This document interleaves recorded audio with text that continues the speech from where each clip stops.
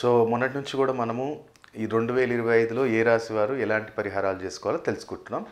So నేను కొన్ని examples మన వీడియోలో కూడా స్టార్టింగ్ కానీ ఎండింగ్ కానీ నేను చెప్పడం జరుగుతుంది. ఎందుకంటే చాలామంది పాపం ఎక్కడెక్కడనో జాతకాలు చూయించుకొని ఏదేదో రత్నాలు పెట్టుకొని లక్షలు లక్షలు ఇంకా పూజలంట హోమాలు చేయించుకొని ఎలాంటి రిజల్ట్ లేకపోయేసరికి శాస్త్రం మీద నమ్మకం పోతుంది.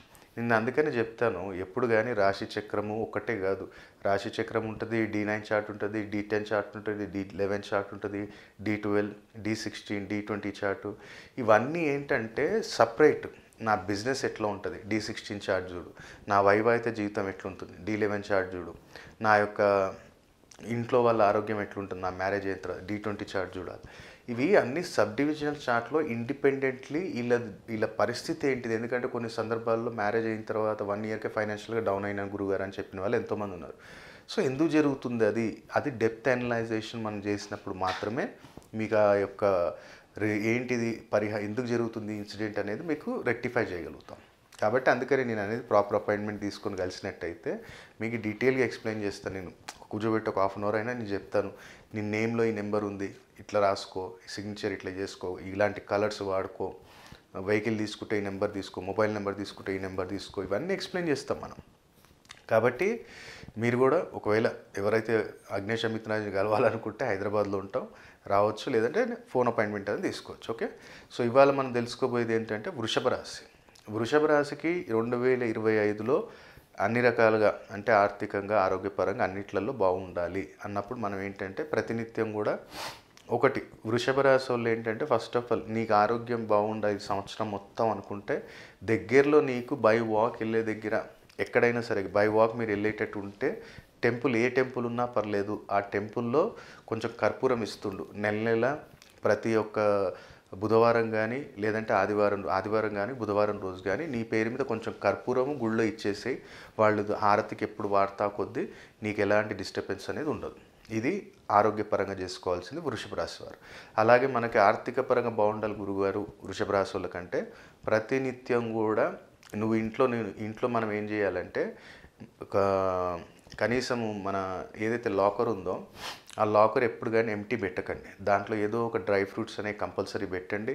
అలాగే ప్రతినిత్యం కూడా మీరు కొంచెం ఇలైచీ టీ తాగటం అలవాటు చేసుకోండి. ఎందుకంటే ఇలైచీ అనేది ఏంటిది, శుక్రుడు బుధుడు యొక్క కలయిక.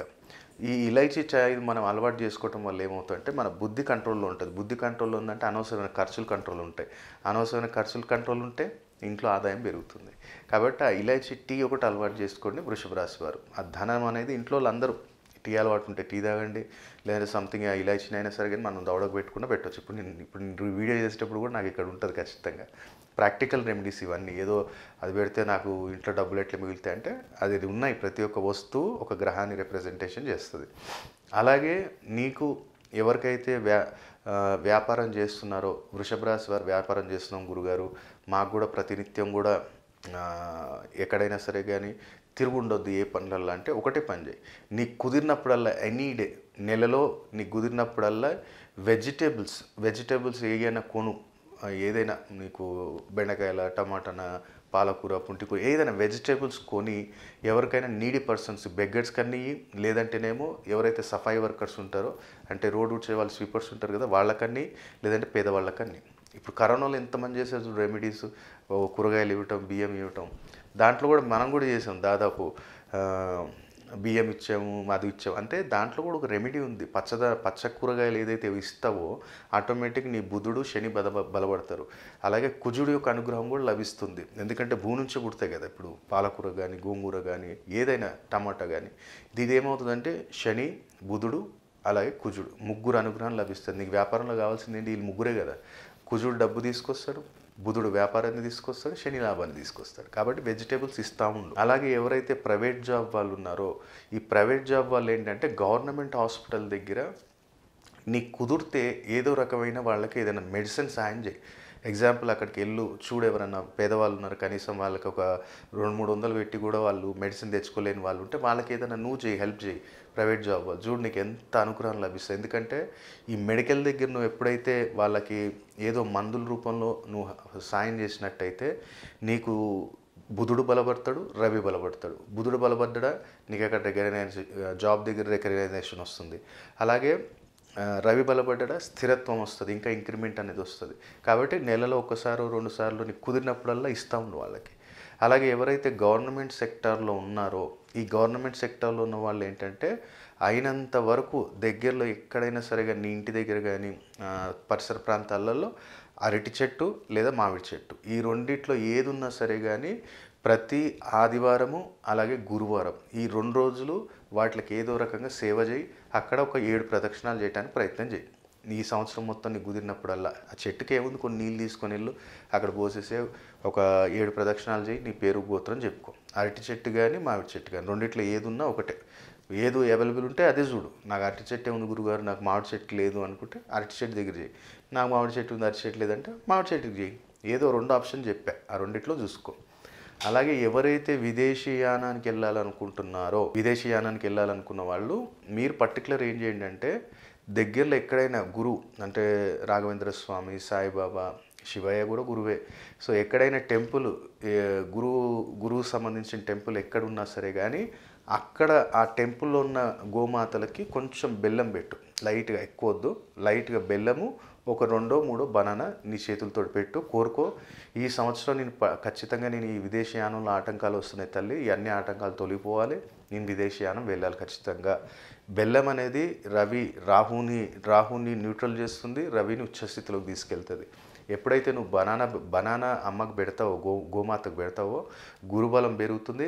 అలాగే మనకి ఇక్కడ ఏదైతే ఆటంకాలు ఉన్నాయో అన్నీ తొలగిపోతాయి. ఎందుకంటే 33 కోట్ల మంది కాదు, 33 ఉచ్చకోటి దేవతలు అమ్మలోనే ఉంటారు. కాబట్టి 33 ఉచ్చకోటి, 33,000 కోట్ల మంది ఏం కాదు, 33 మంది ఉచ్చకోటి దేవతలు అమ్మ దగ్గర ఉంటారు. కాబట్టి వాళ్ళ ఆశీర్వాదం నీకు లభిస్తుంది.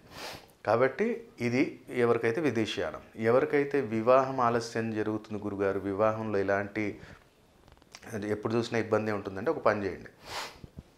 ఈ సంవత్సరంలో కనీసం ఇది నువ్వు ఒక 5 అమావాస్యలు చేయాల్సి వస్తుంది. అంటే 5 మంత్స్ చేసుకో, లేదంటేనేమో నెలకు ఒకసారి చేయి.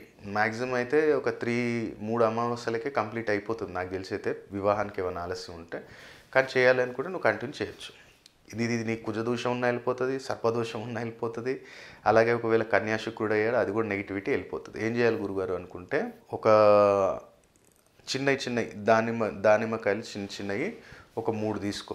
వాటిని ఏం చేయాలంటే ఒక ఎరుపు రంగు బట్టలో కట్టేసి ఎవరైతే వ్యక్తి నీకు పెళ్లి జరగట్లేదు, పెళ్లి ఆలస్యం జరుగుతుంది అన్నవారు ఎవరైతే ఉన్నారో వారి తలపై నుంచి యాంటీ క్లాక్ వైజ్ ఒక 7 టైమ్స్ తిప్పేసి ఇది ఏ రోజు మనకి అమావాస్య నైట్ చేయండి, లేదా అమావాస్య తెల్లారి కూడా చేయొచ్చు. మనం నైట్ మనకి ఇబ్బంది అవుతుంది గురుగారు అనుకుంటే అమావాస్య నెక్స్ట్ డే ఈవినింగ్ కూడా చేసుకోవచ్చు. అమావాస్య నెక్స్ట్ డే అన్న చేసుకోండి, లేదా అమావాస్య రోజన్నా చేయండి. తలపై నుంచి యాంటీ క్లాక్ వైజ్ ఒక 7 టైమ్స్ తిప్పేసి దగ్గరలో ఎక్కడైనా సరే కానీ 4 దారులు కలుస్తాయి కదా, ఆ 4 దారుల మధ్యలో వేసేయండి.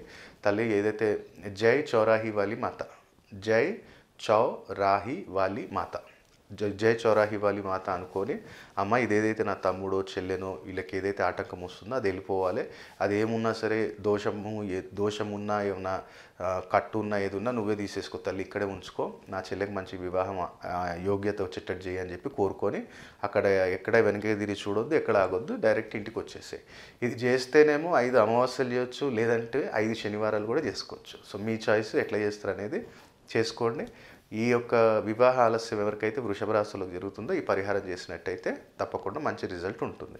కాబట్టి ఇలాంటి చిన్న రెమెడీస్ ఇంకా చాలా ఉంటాయి. కాకపోతే ఏంటంటే వారి యొక్క జాతకం చూసినప్పుడు వాళ్ళకు ఒక స్నాన విధానం ఉంటుంది, వాళ్ళకి అభిషేక విధానం ఉంటుంది, అలాగే మనం వెళ్ళేటప్పుడు ఎలాంటి ప్రక్రియ తీసుకొని వెళ్ళాలి ఇంట్లో నుంచి అనేది చాలా ఉంటాయి మనకి. కాబట్టి ఎప్పుడైతే అపాయింట్మెంట్ తీసుకొని మీరు కలిసారనుకోండి, అప్పుడు మనకు ఒక 1/2 అవర్లో మొత్తం మీకు ఎక్స్ప్లెయిన్ చేసి అమ్మ ఇలా చేసుకోవాలి, ఇలా ఉంటుంది, మీకు lucky numbers, lucky dates, lucky colours, lucky directions, ఇవన్నీ కూడా మొబైల్ నెంబర్ అయితే ఇలాగా, వెహికల్ నెంబర్ అయితే ఇలాగా, ఇవన్నీ కూడా వాళ్ళకు ఒక 1/2 అవర్లో ఎక్స్ప్లెయిన్ చేసి వారి యొక్క భవిష్యత్తు మొత్తం జీవితాంతం చేసుకునే రెమెడీస్ మనం చెప్తాం. అలాగే జీవితాంతం వేసుకునే రత్నధారణ కూడా చెప్తాం వాళ్ళకి. కాబట్టి మీరు కూడా ప్రాపర్ అపాయింట్మెంట్ తీసుకొని డైరెక్ట్ రాగలిగితే హైదరాబాద్ రావచ్చు, లేదంటే ఫోన్ అపాయింట్మెంట్ తీసుకురన్నా మాట్లాడవచ్చు. కాబట్టి వృషభ రాశి వారు 2025లో సక్సెస్ ఉండడానికి పరిహారాలు చేసుకోవాలని కోరుతున్నాను.